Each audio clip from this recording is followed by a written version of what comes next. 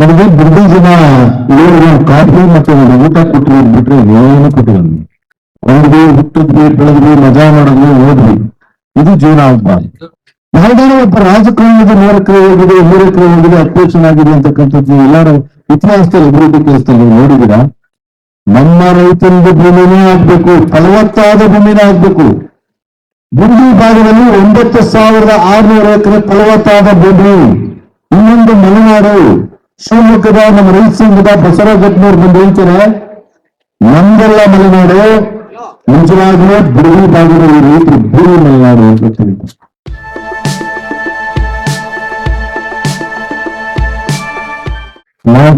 ಗ್ರಾಮದ ಎಲ್ಲ ನನ್ನ ಆತ್ಮೀಯ ಅಣ್ಣ ತಮ್ಮಂದಿರೆ, ಮಾಧ್ಯಮದ ಸ್ಥಳೀಯ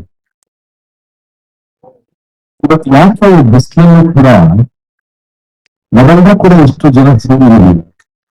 ನಮ್ಮ ಮಗುನವ್ರಿಗೆ ಮಾಡೋಕ್ಕೆ ಕೆಲಸ ಇಲ್ವಾ? ಪ್ರಶಾಂತ್ ಅವ್ರಿಗೇನು ಮಾಡೋಕ್ ಕೆಲಸ ಇಲ್ವಾ? ನಿಮಗೇನು ಮಾಡೋಕ್ ಕೆಲಸ ಇಲ್ವಾ? ಇದು ಒಂದು ಪ್ರಶ್ನೆ ನಾವೆಲ್ಲರೂ ಕೂಡ ಅರ್ಥ ಮಾಡ್ಕೋಬೇಕು. ನಮ್ಮನಾಗಿರ್ತಕ್ಕಂಥ ಸರ್ಕಾರಗಳು ಒಂದು ಯೋಜನೆಯನ್ನ ತರ್ತಿದ್ದಾರೆ ಅಂತ ಹೇಳಿದ್ರೆ ಜನಪರ ಮತ್ತು ಜನಹಿತವಾಗಿರಬೇಕು ಹೊರತು ಜನವಿರೋಧಿ ಯೋಜನೆ ಆಗಿರಬಾರ್ದು. ಬಿಡದಿ ಬಗ್ಗೆ ನೀವು ಕೂಡ ತಿಳ್ಕೊಂಡಿದ್ದೀರಿ. ಬಿಡದಿ ಸ್ಮಾರ್ಟ್ ಸಿಟಿ ಟೌನ್ಶಿಪ್ ಹೊರಡಿಸಿ ಸುಮಾರು 1.5 ವರ್ಷಗಳಿಂದ ಕೂಡ ಹೋರಾಟವನ್ನು ಮಾಡ್ಕೊಂಡು ಬರ್ತಾ ಇದ್ದೀವಿ. ಪ್ರಥಮ ದಿನದಿಂದಲೂ ಕೂಡ ನಾವು ಅವ್ರ ಜೊತೆನಲ್ಲಿದ್ದೀವಿ. ನೈತಿಕವಾಗಿ ಅವ್ರಿಗೆ ಶಕ್ತಿಯನ್ನು ಕೊಟ್ಟುಕೊಂಡು ಅವ್ರ ಜೊತೆನೇ ನಿಲ್ಲಿದ್ದೀವಿ. ನಮ್ಮಂತೆ ಹಲವಾರು ರೈತ ಮುಖಂಡರುಗಳು ಕೂಡ ಇಲ್ಲ. ಯಾಕೆ ನನಗೆ ಬಿಡದಿ ಜನ ಇವರು ಕಾಫಿ ಮತ್ತೆ ಒಂದು ಊಟ ಕೊಟ್ಟು ಬಿಟ್ರೆ ಏನು ಕೊಟ್ಟಿಲ್ಲ. ರೈತರು, ನಾವು ರೈತರು ಮತ್ತು ಸಮಾಜ ನಮ್ಮನ್ನ ಕೊಡುಗೆ ಕೊಟ್ಟಿದೆ. ನಾವೇನಾದ್ರೂ ಸಮಾಜಕ್ಕೆ ಕೊಡುಗೆ ಕೊಡ್ಬೇಕಲ್ಲ. ಹೊರದ್ವಿ, ಹುಟ್ಟಿದ್ವಿ, ಬೆಳೆದ್ವಿ, ಮಜಾ ಮಾಡಿದ್ವಿ, ಓದ್ವಿ. ಇದು ಜೀವನ ಆಗ್ಬಾರ್ದು. ನಾವು ಏನಾದ್ರೂ ಸಮಾಜಕ್ಕೆ ಒಂದು ಕೊಡುಗೆ ಕೊಟ್ಟೋಗ್ಬೇಕು. ಈಗ ಪ್ರೊಫೆಸರ್ ನಂಜುಂಡಸ್ವಾಮಿ ಅವ್ರನ್ನ ಯಾಕೆ ನಿಲ್ಸ್ಕೊತೀವಿ ನಾವೆಲ್ಲ? ರೈತ ಸಂಘದ ಪಿತಾಮಹರಾಗಿರ್ತಕ್ಕಂಥ ಪ್ರೊಫೆಸರ್ ನಂಜುಂಡಸ್ವಾಮಿ ಅವ್ರನ್ನ, ಪುಟ್ಟಣ್ಣಯ್ಯವ್ರನ್ನ, ನಿಜಲಿಂಗಪ್ಪನವ್ರನ್ನ, ಈಗ ಹಿಂದೆ ಹಲವಾರು ಮಹಾರಾಜರನ್ನ, ನಾಲ್ವಡಿ ಕೃಷ್ಣರಾಜವ್ರನ್ನ, ಮೈಸೂರು ಮಹಾರಾಜರನ್ನ ನಾವು ಯಾಕೆ ನೆನೆಸ್ಕೊತೀವಿ? ಈ ಸಮಾಜಕ್ಕೆ ಅವ್ರದೇ ಆದಂತ ಕೊಡುಗೆಯನ್ನು ಕೊಟ್ಟು ಹೋಗಿದ್ದಾರೆ. ಹಾಗಂತೇಳಿ ಅಭಿವೃದ್ಧಿ ಮಾಡಿದ್ರು. ಅವರು ಅಭಿವೃದ್ಧಿ ಮಾಡಿದ್ದಾರೆ. ಏನು ಮೈಸೂರು ಮಹಾರಾಜರು ಮಾಡಿದಂತ ಅಭಿವೃದ್ಧಿನ ನಮ್ಮ ನಾಳತಕ್ಕಂಥ ರಾಜಕಾರಣಿಗಳು ಯಾರು ಕೂಡ ಮಾಡಲಿಲ್ಲ. ಮೈಸೂರು ಮಹಾರಾಜರ ಕಾಲದ ಇನ್ನೂ ಹಲವಾರು ಯೋಜನೆಗಳನ್ನೇ ಇನ್ನು ಜಾರಿಗೆ ತರಲಿಕ್ಕೆ ನಮ್ಮ ನಾಳತಕ್ಕಂಥ ಎಲ್ಲಾ ಸರ್ಕಾರಗಳು ಕೂಡ, ಯಾವುದೋ ಒಂದು ಪಕ್ಷ ಅಂತ ನಾನು ಹೇಳ್ತಿಲ್ಲ, ಎಲ್ಲ ಸರ್ಕಾರಗಳು ಕೂಡ ವಿಫಲವಾಗಿದ್ದಾವೆ. ಮಾತತ್ತಿದ್ರೆ ರೈತನ ಭೂಮಿ ಕಿತ್ಕೊಳ್ಳಿಕ್ಕೆ ಬರ್ತಾರೆ ಹೊರತು ಯೋಜನೆಗಳನ್ನ ಮಾಡೋ ನಾಗರಾಜ್ ಅವರು ನೀವು ನೋಡಿದಿಲ್ಲ? ಯಾವ್ದಾದ್ರು ಒಬ್ಬ ರಾಜಕಾರಣದ 3 ಎಕರೆ ಹೋಗಿದೆ, 3 ಎಕರೆ ಹೋಗಿದೆ, ಅಧ್ಯಕ್ಷನಾಗಿದೆ ಅಂತಕ್ಕಂಥದ್ದು ನೀವು ಎಲ್ಲಾರು ಇತಿಹಾಸದಲ್ಲಿ ಅಭಿವೃದ್ಧಿ ಕೆಲಸದಲ್ಲಿ ನೀವು ನೋಡಿದಿರಾ? ನಮ್ಮ ರೈತನಿಗೆ ಭೂಮಿನೇ ಆಗ್ಬೇಕು, ಫಲವತ್ತಾದ ಭೂಮಿನೇ ಆಗ್ಬೇಕು. ಗುಂಡಿ ಭಾಗದಲ್ಲಿ 9,600 ಎಕರೆ ಫಲವತ್ತಾದ ಭೂಮಿ. ಇನ್ನೊಂದು ಮಲೆನಾಡು ಶಿವಮೊಗ್ಗದ ನಮ್ಮ ರೈತ ಸಂಘದ ಬಸವರಾಜ್ ಗಟ್ನವ್ರು ಬಂದು ಹೇಳ್ತಾರೆ, ನಮ್ದೆಲ್ಲ ಮಲೆನಾಡು, ನಿಜವಾಗ್ಲೂ ಬಿಡದಿ ಭಾಗದ ರೈತರು ಭೂಮಿ ಮಲೆನಾಡು ಅಂತ ತಿಳಿತಾರೆ. ಇಂಥ ಮಲೆನಾಡು ಈ ಅಭಿವೃದ್ಧಿ ಬೀಸಿಗೆ ಇದು ಕಾಣಿಸ್ತಿಲ್ವಾ? ಈ ಅಧಿಕಾರಿಗಳು ಕಾಣಿಸ್ತಿಲ್ವಾ?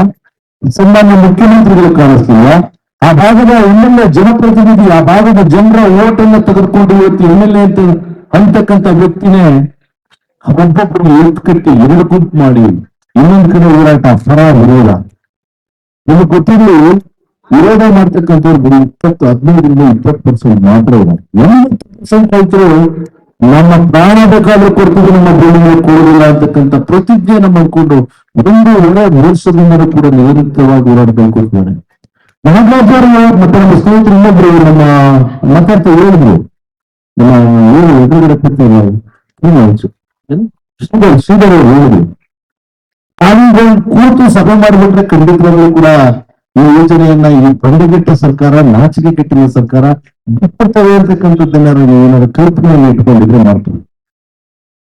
ಹೋರಾಟ 4 ವರ್ಷಗಳ ನಿರಂತರ ಹೋರಾಟ ನಮ್ಮ ಸಂಯುಕ್ತ ಕರ್ನಾಟಕ ಅಂತ ಹೇಳಿ ಕರ್ನಾಟಕ ರಾಜ್ಯ ರೈತ ಸಂಘ ಮತ್ತೆ ಹಲವಾರು ಸಂಘ ಸಂಸ್ಥೆಗಳಿಂದ ಆ ಅದರ ಮುಖ್ಯಸ್ಥರಾಗಿರ್ತಕ್ಕಂಥ ಬಡಗಂಪುರ ನಾಗೇಂದ್ರವರು, ಚುಕ್ಕಿ ನಂಜುಸ್ವಾಮಿ ಅವರು, ಮತ್ತೆ ನಮ್ಮ ಯಶವಂತ್ ಅಂತೇಳಿ ಪ್ರಾಂತ ಸಿಂಗ್ ಅವರು, ಶ್ರೀಧರ್ ಅಂತೇಳಿ ಅವರು ಕೂಡ ಎಸ್ಡಿಎಫ್ನವರು, ಹಿಂಗೆ ಒಂದು ಹಲವಾರು ಚಿಂತಕರು ಒಂದು ಟೀಮ್ ಅನ್ನು ಮಾಡಿಕೊಂಡು ಸಂಯುಕ್ತ ಕರ್ನಾಟಕ ಅಂತ ಮಾಡಿಕೊಂಡು 4 ವರ್ಷಗಳ ಕಾಲ ಹೋರಾಟವನ್ನ ಮಾಡಿ ಸಿದ್ದರಾಮಯ್ಯ ಅವ್ರನ್ನ ಬೆಂಬಿಡದೆ ಅವ್ರನ್ನ ಕಾಡುವಂತ ಯೋಜನೆ ಅಂತ ಹೇಳಿದ್ರು ಸಿದ್ದರಾಮಯ್ಯ ಅವರು. ಕೊನೆಗೆ ಇದೇ ರೀತಿ ಸದನ ನಡೀತಾ ಇದೆ, ಇಲ್ಲೇ ನಮ್ಮ ಸ್ನೇಹಿತರು ಅನುಬಂಧ ಕಾಲಕ್ಕೆ ವಿಧಾನ ಪರಿಷತ್ತಿನ ಸದನ ನಡೀತಾ ಇದೆಯಲ್ಲ, ಅಂತ ಸಂದರ್ಭದಲ್ಲಿ ಬೀದಿಗೆ ಬಂದಂತ ಸಂದರ್ಭದಲ್ಲಿ ವಿಕೋಪಕ್ಕೆ ಹೋಗುತ್ತೆ ಅಂತ ಹೇಳಿ ಆ ಯೋಜನೆಯನ್ನ ಕೈಬಿಡೋದ್ರ ಜೊತೆಗೆ ಒಂದು ಕ್ವಶನ್ ಮಾರ್ಕ್ ಕೂಡ ಹಾಕ್ಬೋದು. ಏನು ಕೊಟ್ಟರೆ ಸರ್ಕಾರಕ್ಕೆ ಕೊಡ್ಬೇಕು, ಬೇರೆ ನೀವು ಯಾರಿಗೂ ಮಾಡೋಂಗಿಲ್ಲ ಅಂತಂತೇಳಿ. ಹಾಗೆ ರೈತರು ಕೃಷಿ ಮಾಡ್ತಕ್ಕಂಥವ್ರು, ಜೀವನ ಮಾಡ್ಕೊಂಡು ಹೋಗ್ಬೋದು ಅಂತಕ್ಕಂಥ ಒಂದು ಆಸೆಯಿಂದ ಅದನ್ನು ಒಪ್ಕೊಂಡು ಇವತ್ತು ಸನ್ಮಾನ್ಯ ಮುಖ್ಯಮಂತ್ರಿಗಳಿಗೆ ನಾನು ಕೇಳಲಿಕ್ಕೆ ಬಯಸ್ತೀನಿ ವೇದಿಕೆ ಮೂಲಕ, ಯಾರಿಗೋಸ್ಕರ AICTಯನ್ನ ಮಾಡ್ತೀನಿ? AICT ಅಂದ್ರೆ ಏನು? ನಮ್ ಕೋಶ ಕೇಳಬೇಕು. AICT ಅಂದ್ರೆ ಏನು? ಹೇಳೋರ್ಗೂ ಏನಂತ ಗೊತ್ತಿಲ್ಲ, ಕೇಳಿಸ್ಕೊಳ್ಳೋರ್ಗೂ ಗೊತ್ತಿಲ್ಲ. ಇಷ್ಟೊತ್ತಿಗೆ AICT ಆಪ್ಷನ್ ಮೊಬೈಲ್ ಕೂಡ ಇದೆ. ನಾವು ಕೂತಿರ್ತವೆ ಏನೇನು ನಮ್ಮಲ್ಲಿ ಏನು ಅನ್ಬೋದು, ಸಾಫ್ಟ್ವೇರ್ಗಳು ಈಗಾಗಲೇ ಕಂಪ್ನಿಗಳಿದ್ದವರು ಅವರೆಲ್ಲ ಏನ ಅಡಾಪ್ಟ್ ಮಾಡ್ಕೊಂಡು ನಿಮಗೆ 9,600 ಎಕರೆ ನಮ್ಮ ರೈತರ ಫಲವತ್ತಾದ ಭೂಮಿ ಯಾಕಪ್ಪ ಬೇಕು ಮುಖ್ಯಮಂತ್ರಿಗಳೇ? ಏನ್ ರಿಯಲ್ ಎಸ್ಟೇಟ್ ಮಾಡ್ಲಿಕ್ಬೇಕಾ?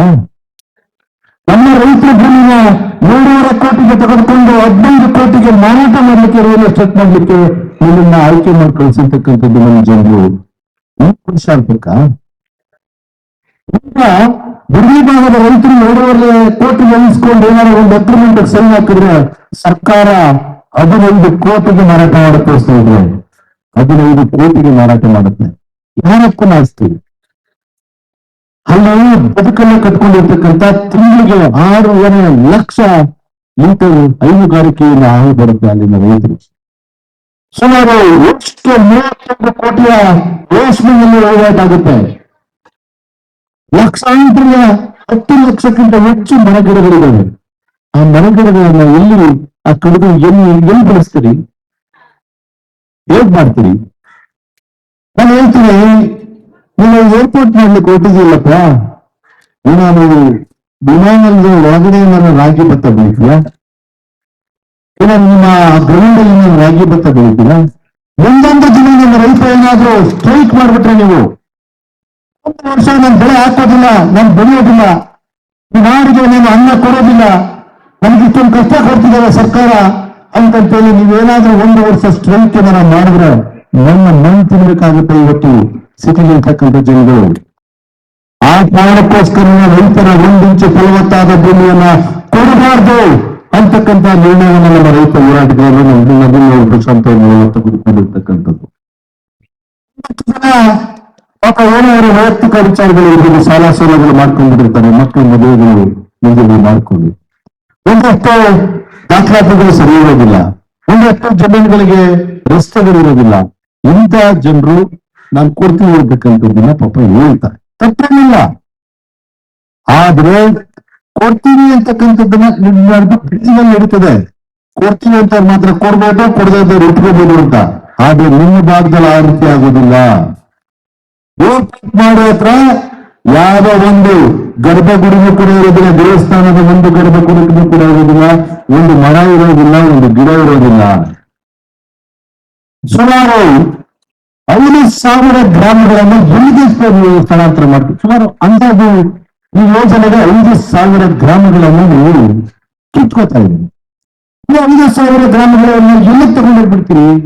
ನಾವು ಕಾಡಕ್ಕೆ ತಗೊಂಡೋಗ್ಬಿಡ್ತೀವಿ. ನಮ್ಮ ಸ್ನೇಹಿತರು ಹೇಳಿದ್ರು ಆಗ್ಲೇ, ಇಲ್ಲಿ ಬೆಳಗ್ಗೆ ಎದ್ದು ಅಣ್ಣ ತಮ್ಮನ ಮುಖ ನೋಡಿಕೊಂಡು ಭಾವನೆ ಮಾಡ್ತಾ ಇದ್ದೀವಿ, ಅಲ್ಲೋಗಿ ಪ್ರಾಣಿ ಪಕ್ಷಿಗಳ ಮುಖ ನೋಡ್ಬೇಕಾ ಅಂತ ಹೇಳ್ತೀನಿ. ಒಂದು ಭಾವನಾತ್ಮಕವಾದಂತ ಒಂದು ಅಂಶವನ್ನು ನೀವೆಲ್ಲರೂ ಕೂಡ ತಿಳ್ಕೋಬೇಕು. ನಮ್ಮ ತಲೆಮಾರು, ನಿಮ್ಮ ತಾತ ಮುತ್ತಾತಿರೋ ಬಿಟ್ಟೋಗಿರೋದಕ್ಕೆ ಇವತ್ತು ನೀವು ಕೂಡ ಹೈನುಗಾರಿಕೆಯನ್ನು ಮಾಡಿಕೊಂಡು, ಕೃಷಿಯನ್ನು ಮಾಡಿಕೊಂಡು, ಒಕ್ಕಲತನವನ್ನು ಮಾಡಿಕೊಂಡು ನಾನೊಬ್ಬ ರೈತ ಅಂತಂತೇಳಿ ಹೆಮ್ಮೆಯಿಂದ ಬದುಕನ್ನು ಸಾಗಿಸ್ತಾ ಇದ್ದೀರಿ. ಆದ್ರೆ ನೀವು ಬೇರೆ ಎಲ್ಲೋ ಮನೆ ಕಟ್ಕೊಂಡು ಅಲ್ಲಿ ಬದುಕನ್ನ ಕಟ್ಕೋಬೇಕಾದ್ರೆ ಈ ತರದ ಸಂಬಂಧಗಳು ಸಿಗ್ಬೇಕಾದ್ರೆ ಎಷ್ಟು ವರ್ಷಗಳು ಬೇಕು? 6 ವರ್ಷಗಳು ಬೇಕು. ಆದ್ರೆ ಈ ನೆಮ್ಮದಿ ಸಿಗೋದಿಲ್ಲ. ತಲೆಮಾರುಗಳು ಯಾವು ಕೂಡ ಇರೋದಿಲ್ಲ. ಇಲ್ಲಿ ಕೂತಿದಾರಲ್ಲ ಮುಂದ್ಗಡೆ, ನನ್ನ ತಾಯಿಯಂದರು ಕೂತಿದಾರಲ್ಲ ಇವರು, ಈ ತಲೆಮಾರು ಎಲ್ಲಾಗ್ತೀನಿ ಅವ್ರ ಬಾಳ್ಗೆ ಅಂತ ಅವ್ರ ತಾತ ಮುತ್ತಾತನ ಜಮೀನಲ್ಲಿ ಹಾಕ್ಬೇಕು ಹೊರತು ಯಾವುದೇ ಗೊತ್ತು ಬರ್ತಕ್ಕಂಥ ಕಾಡ ತಗೊಂಡೋಗಿ ಹಾಕ್ಲಿಕ್ಕೆ ನಮ್ ಜನರು ಬಿಟ್ಕೊಡ್ಬೇಕಾ? ಇದನ್ನ ಯೋಚನೆ ಮಾಡ್ಬೇಕು ಸ್ನೇಹಿತರೆ. ಯಾವುದೇ ಪಕ್ಷ ಇಲ್ಲ, ಯಾವ ಪಕ್ಷಕ್ಕಾರು ಓಟ್ ಹಾಕೊಳ್ಳಿ. ನೀವು ನಾವ್ಯಾರು ಮೊದಲು ಚುನಾವಣೆ ನಿಲ್ಲೋದಿಲ್ಲ, ಚುನಾವಣೆ ನಿಲ್ಲೋದಿಲ್ಲ. ನಾನು ಕನಕಪುರದವನೇ, ಮುಖ್ಯಮಂತ್ರಿಗಳ ಕ್ಷೇತ್ರದವನೇ. ಈ ಮುಖ್ಯಮಂತ್ರಿಗಳ ಒಳ್ಳೆ ಕೆಲಸ ಮಾಡಿದಾಗ ನಾವು ಅವ್ರನ್ನ ಅಭಿನಂದಿಸ್ತೀವಿ. ಈ ರೀತಿ ಅವೈಜ್ಞಾನಿಕ ನೀತಿಗಳನ್ನು ಅನುಸರಿಸಿದಾಗ ಖಂಡಿಸ್ತೀವಿ. ನಾವು ಯಾವುದೇ ಕಾರಣಕ್ಕೂ ಮುಲಾಜೆ ಮಾಡೋದಿಲ್ಲ. ಆ ಕಾರಣದಿಂದ ಈ ಯೋಜನೆಯನ್ನ ನನ್ನ ವೈಯಕ್ತಿಕ ಅಭಿಪ್ರಾಯಗಳನ್ನ ನೀಡಿ ಬಯಸ್ತೀನಿ. ನಂತರ ನೀವೇನಾದ್ರೂ ನಿಮ್ಮ ಭೂಮಿಯನ್ನು ಕೊಟ್ಟರೆ ಯಾವುದೇ ಕಾರಣಕ್ಕೂ ಕೂಡ ಮುಂದಿನ ಬದುಕನ್ನ ಈ ರೀತಿಯಾದಂತ ನೆಮ್ಮದಿಯಾದಂತ ಬದುಕನ್ನ ಸಾಗಿಸಲಿಕ್ಕಾಗುವುದಿಲ್ಲ. ಮತ್ತು ಇನ್ನೊಂದು ಹೇಳಲಿಕ್ಕೆ ನಾನು ಬಯಸ್ತೇನೆ. ಇವಾಗಲೇ ಏನು ಕೆಂಪೇಗೌಡ ಲೇಔಟ್ ಇದೆ, ಸೂರನ್ ಕಾರ್ನಂತ ಲೇಔಟ್ ಇದೆ. ಈ ಮೈಸೂರು ರಸ್ತೆಗೆ ವ್ಯಕ್ತಿಯನ್ನ ರೋಡಿನ ಜಾಗವನ್ನು ಕೊಟ್ಟಂತ ರೈತರು ಇವತ್ತು ಅವರ ಬದುಕು ಏನಾಗಿದೆ ಅಂತಕ್ಕಂಥದ್ದನ್ನು ಕೂಡ ನೀವು ತಿಳ್ಕೋಬೇಕು. ಆರೋಗ್ಯ ಭಾಗದಲ್ಲಿ ಇಂಡಸ್ಟ್ರಿಯಲ್ ಏರಿಯಾ ಅಂತೇಳಿ ಇಂಡಸ್ಟ್ರಿಯಲ್ ಸೆಕ್ಟಾರ್ ಬನಮಿ ಅಂತೇಳಿ ನಮ್ಮ ರೈತರು ಭೂಮಿಯನ್ನು ಕೊಟ್ಟರು. 6 ಲಕ್ಷ 7 ಲಕ್ಷ 8 ಲಕ್ಷ ಮಾತ್ರ ಭೂಮಿಯಾಗಿ ದುಡ್ಡನ್ನು ಕೊಟ್ಟಿದ್ರು. ಆ ಒಂದು ಇಂಡಸ್ಟ್ರಿಯಲ್ ಏರಿಯಾದಲ್ಲಿ ಸುಮಾರು 80 ಭಾಗ ಮಳೆ ಬೆಳಕೊಂಡ ಜಾಗ ಬಿದ್ದಿದೆ ಹೊರತು 20% ಭಾಗದಲ್ಲಿ ಮಾತ್ರ ಇಂಡಸ್ಟ್ರಿಯಲ್ ಇದ್ದಾವೆ.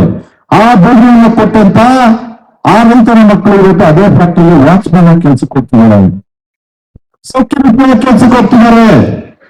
ನಮ್ಮ ಸ್ನೇಹಿತರಲ್ಲಿ ಏರ್ಪೋರ್ಟ್ ಆ ಕೆಲಸನ ಕೂಡ ನಿಮ್ಗೆ ಯಾರು ನಿಮ್ಮ ಮಕ್ಕಳಿಗೆ ಕೊಡುವುದಿಲ್ಲ. ಇದು ದಯವಿಟ್ಟು ಗಮನದಲ್ಲಿರಲಿ. ಇವತ್ತು ಭೂಮಿ ಚಿನ್ನದ ಬೆಲೆ ರೇಟ್ ಅಂತ ಹೇಳ್ತಾರೆ ಸರ್ಕಾರ. ನಮ್ಮ ರೈತ ಹೇಳ್ತಾರೆ, ನೀವು ಚಿನ್ನ ಬೆಳೆಬೋದು, ನಾನು ಅನ್ನ ಬೆಳಿತೀನಿ ಅಂತ ನಮ್ಮ ರೈತ ಹೇಳ್ತಾರೆ. ನೀವು ಚಿನ್ನ ತಿಂತೀಯ ಅನ್ನ ತಿಂತೀಯ ನೀವು ತಿಳ್ಕೊಳ್ಳಿ. ಸರ್ಕಾರ ಚಿನ್ನದ ಬೆಲೆ ಕೊಡ್ತಿದೀವಿ ಅಂತ ಸನ್ಮಾನ ಮಾಡಿದ ಶಾಸಕರು ಬಿಡುವ ಭಾಗ ರೈತರಿಗೆ ಹೇಳ್ತಾರೆ, ಚಿನ್ನದ ಬೆಲೆ ಕೊಡ್ತಿದ್ದೀವಿ ಅಂತಂದೇಳಿ. ನೀವು ಚಿನ್ನ ತಿಂತೀರ, ನಮ್ಮ ರೈತ ನಾನು ಅನ್ನ ಬೆಳೆದು ಕೊಡ್ತೀನಿ ಅಂತ ನೀವು ಅನ್ನ ತಿಂತೀರ, ಚಿನ್ನ ತಿಂತೀರ.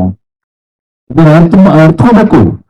ಇವತ್ತು ಆ ಭಾಗದ ಅಭಿವೃದ್ಧಿ ಒಬ್ಬ ಜಿಲ್ಲಾಧಿಕಾರಿ ಬಂದು ಕೂತ್ಕೊಂಡಿದ್ದಾರೆ, ಯಶವಂತ್ ಗುರಿಕಾರ್ ಅಂತೇಳಿ ರಾಮನಗರದಲ್ಲಿ ಬಂದು ಕೂತ್ಕೊಂಡಿದ್ದಾರೆ. ರೈತರ ಸಭೆಯನ್ನು ಕೂಡ ಮಾಡಲಿಲ್ಲ. 2013ನೇ ಆಕ್ಟ್ ಹೇಳ್ತಾರೆ, ಇದು ಸರ್ಕಾರ ಕಾಂಗ್ರೆಸ್ನ ಗೌರ್ಮೆಂಟ್ ಮನಮೋಹನ್ ಸಿಕ್ಕಿದ್ದಕ್ಕಂತ ಸರ್ಕಾರ ಮಾಡಿದಂತ ಆಕ್ಟ್ ಹೇಳ್ತದೆ, ಫಲವತ್ತಾದ ಭೂಮಿಗಳನ್ನು ಯಾವುದೇ ಅಭಿವೃದ್ಧಿಗೋಸ್ಕರ ಸ್ವಾಧೀನ ಮಾಡಬಾರ್ದು ಅಂತಂತೀವಿ. ಅದನ್ನು ಕೂಡ ಉಲ್ಲಂಘನೆ ಮಾಡಿದ್ದಾನೆ. ಮತ್ತೆ ರೈತರ ಗ್ರಾಮಗಳಿಗೆ ಹೋಗಿ ರೈತರ ಸಭೆಗಳನ್ನು ಮಾಡಿ ಯಾರು ಕೊಡ್ತಾರೆ ಯಾರು ಕೊಡಲ್ಲ ಅಂತಕ್ಕಂಥದ್ದನ್ನ ಡಾಟಾ ಕಲೆಕ್ಟ್ ಮಾಡಿ ನಿರ್ಧಾರವನ್ನು ತೆಗೆದುಕೊಳ್ಬೇಕು ಅಂತ ಹೇಳ್ತದೆ ಕಾನೂನು. ಒಂದು ದಿವಸ ಒಂದು ರೈತರ ಸಭೆಯನ್ನು ಕೂಡ ಮಾಡಲಿಲ್ಲ. ಏಳ್ಸ್ ರೂಮ್ ಅಲ್ಲಿ ಕೂತ್ಕೊಂಡು ರಾಜಕಾರಣದ ರೋಲ್ ಅಂತಾರೆ ಆ ರೀತಿ ಸೈನ್ ಮಾಡ್ಕೊಂಡು ಕೂತಿರ್ತಕ್ಕಂಥ ಅನೇಕ ಜಿಲ್ಲಾಧಿಕಾರಿ. ಇನ್ನೊಂದ್ ಕಡೆ ಹೇಳ್ತಾರೆ, ಶೇಕಡ 70 ಭಾಗ ಏನಾದ್ರು ಯೋಜನೆಗೆ ವಿರೋಧ ಮಾಡಿದ್ರೆ ಯಾವುದೇ ಯೋಜನೆಯನ್ನು ಮಾಡಬಾರ್ದು ಅಂತೇಳಿ ಕಾನೂನಲ್ಲಿದೆ. ಇದನ್ನ ನಮ್ಮ ರೈತ ಬಾಂಧವರು ತಿಳ್ಕೊಳ್ಳೋದು. ನಿಮ್ಗಿರತಕ್ಕಂಥ ಆಪ್ಷನ್ 70 ಭಾಗ ರೈತರನ್ನು ಒಗ್ಗಟ್ಟಾದ್ರೆ ಯೋಜನೆಯನ್ನ ಮಾಡಲಿಕ್ಕೆ ಬಿಡಲೇಬಾರದು. ಏನಾದ್ರೂ 70 ಭಾಗ ಒಗ್ಗಟ್ಟಿಂದ ನಾವು ಕೊಡೋದಿಲ್ಲ ಅಂತಕ್ಕಂಥ ಒಕ್ಕೂಟದಿಂದ ಮಾತಾಡಿದ್ರೆ ನೀವು ಪರವಾಗಿರ್ತೀವಿ. ಖಂಡಿತವಾಗಿ ಯೋಜನೆಯನ್ನು ಮಾಡಲಿಕ್ಕೆ ಬರುವುದಿಲ್ಲ. ಸನ್ಮಾನ್ಯ ಮುಖ್ಯಮಂತ್ರಿಗಳಿಗೆ ಇನ್ನೊಂದು ಕೇಳಲಿಕ್ಕೆ ಬಯಸ್ತೀನಿ, ಇಲ್ಲಿ ಏರ್ಪಾಟ್ ಮಾಡಿ ಯಾರಿಗಪ್ಪ ಉಪಯೋಗ ಆಗುತ್ತೆ? ಕನಕಪುರದ ಭಾಗ, ನಾನು ಕೂಡ ಕನಕಪುರದವನೇ. ನಾನು ಸ್ವಾರ್ಥ ಇರಬಾರ್ದು ರೀ. ನನ್ನ ಹತ್ರ ಆಗುತ್ತೆ, ನನ್ನ ಜಮೀನ್ ಡೆವಲಪ್ ಆಗುತ್ತೆ, ನನಗೆ ಬಹಳ ರಿಯಲ್ ಎಸ್ಟೇಟ್ ಮಾಡ್ಲಿಕ್ಕೆ ಭೂಮ್ ಆಗುತ್ತೆ, ನನಗ್ ಸ್ವಾರ್ಥ ಇರಬಾರ್ದು. ಒಂದು ಯೋಜನೆ ಬಂದ್ರೆ 16 ಪ್ರದೇಶಗಳಿಗೆ 16 ಜಿಲ್ಲೆಗಳಿಗೆ ಅನುಕೂಲ ಆಗ್ಬೇಕು. ಇವತ್ತು ತುಮಕೂರು ಭಾಗದಲ್ಲೂ ಶಿರಾ ಭಾಗದಲ್ಲೂ ಏರ್ಪೋರ್ಟ್ ಅನ್ನು ಮಾಡಿದ್ರೆ ಅರ್ಧ ಕರ್ನಾಟಕಕ್ಕೂ ಕೂಡ ಅನುಕೂಲ ಆಗುತ್ತೆ ಆ ಭಾಗದಲ್ಲಿ. ಮತ್ತೆ ಅಲ್ಲೆಲ್ಲ ಕೂಡ ಬಂಜರು ಭೂಮಿ ಇದೆ, ಲಕ್ಷಾಂತರ ಎಕರೆ ಬರೀ ವ್ಯವಸಾಯಕ್ಕೆ ಯೋಗ್ಯವಲ್ಲದ ಭೂಮಿ ಇದೆ, ಅಂತ ಭೂಮಿನಲ್ಲಿ ಯೋಜನೆಯನ್ನು ಮಾಡಿ ಅಂತಕ್ಕಂಥದ್ದು ಕೂಡ ನಮ್ಮ ಒತ್ತಾಯ. ಕನಕಪುರಕ್ಕೆ ಅನುಕೂಲ ಆಗ್ಬಿಡ್ತದೆ ಮಾಡಿ ಅಂತ ಅಂದ್ಬಿಟ್ರೆ ನನ್ ತಪ್ಪಾಗುತ್ತೆ. ನಾವೊಬ್ಬ ಹೋರಾಟಗಾರನಾಗ್ಲಿಕ್ಕೆ ಲಾಯಕ್ಕೆ ಇಲ್ಲ. ಯಾಕೆಂದ್ರೆ 10 ಜನಕ್ಕೆ ಅನುಕೂಲ ಆಗ್ಬೇಕು, ನನ್ನ ಒಬ್ಬನಿಗೆ ಅನುಕೂಲ ಆಗ್ಬಾರ್ದು. ಹಾಗಾಗಿ ಈ ಯೋಜನೆ ಬಹಳ ವೈಜ್ಞಾನಿಕ. ಇದ್ರ ವಿರುದ್ಧ ಧ್ವನಿ ಎತ್ತಲಿಕ್ಕೆ ಇವತ್ತಿನ ಯುವಕರು ಮೊನ್ನೆ ಡೆಲ್ಲಿನಲ್ಲಿ ಹೋರಾಟ ನಡೀತಲ್ಲ, ನಾವೆಲ್ಲ ಯುವಕರು ನೋಡಿದಿರಲಿಲ್ಲ. ಯುವಕರು ಇಳಿಬೇಕು ಹೋರಾಟಕ್ಕೆ. ಒಳ್ಳೆಯ ರೀತಿಯಲ್ಲಿ ಹೋರಾಟವನ್ನು ಮಾಡಿದ್ರೆ ಯಾವುದೇ ಸರ್ಕಾರಕ್ಕೆ ಏನು ನಮ್ಮ ಶಕ್ತಿಯನ್ನು ಕುಗ್ಸುವಂತ ನೈತಿಕ ಶಕ್ತಿ ಏನಿಲ್ಲ.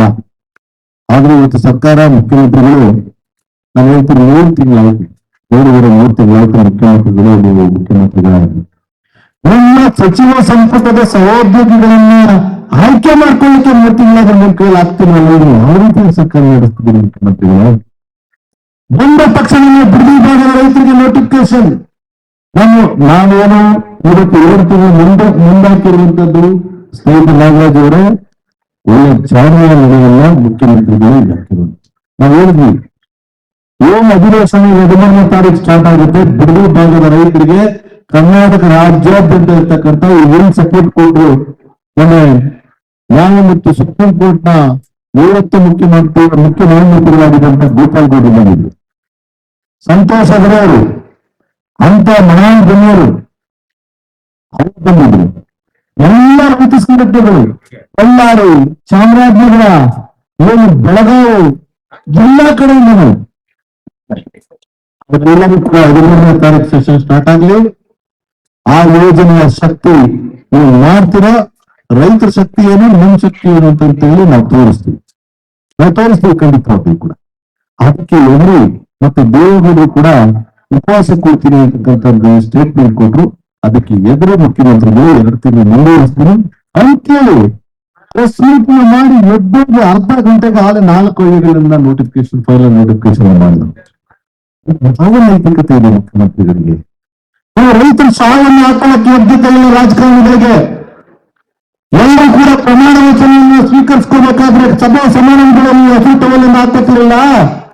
ಒಂದು ಕಡೆ ರೈತರ ಭೂಮಿಯನ್ನು ಕಿತ್ಕೊಂಡು ರೈತರಿಗೆ ಅನ್ಯಾಯ ಮಾಡಿ, ಇನ್ನೊಂದು ಕಡೆ ರೈತರನ್ನ ಪರಾಯಿದೀವಿ ಅಂತ ಟವಲ್ ಹಾಕೋತಿರಲ್ಲ. ಯಾವ ನೈತಿಕತೆ ಇದೆ ರಾಜಕಾರಣಿಗಳಿಗೆ?